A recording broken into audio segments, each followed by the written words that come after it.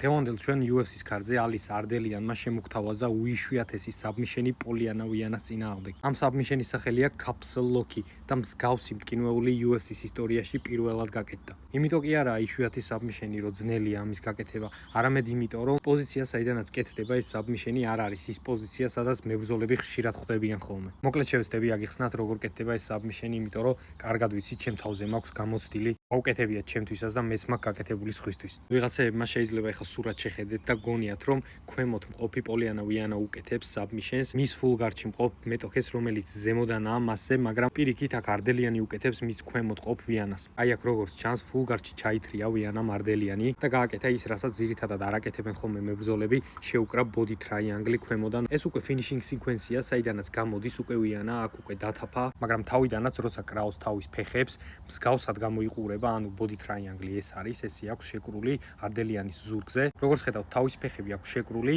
და აი ქვედა ფეხი, ანუ თავისი მარცხენა ფეხი აქ ჩაყოლილი არდელიანის ბარძახთან. ანუ ეს არტკენს, ეს ჩვეულებრივი პოზიციაა, თავიდანვე ესე იყო, ესე ეჭირა თავიდან ვიანას. თუმცა შემდეგ როგორც დააფინიშა არდელიანმა, აი აქ უკვე ზემოთ მეორე სურათში ხედავთ. ქვევით სურათში ვიანას მარცხენა ფეხი ეხლა ჩანს და აი აქ როგორც ხედავთ არ ჩანს. იმიტომ რომ არდელიანმა აიღო ვიანას მარცხენა ფეხი და შეიტანა თავის თეძოებთან და წამოიმართა. ანუ ქვედა სურათში ხო ხედავთ ვიანას მარცხენა ფეხი რო არდელიანის ერთ თეძოზეა.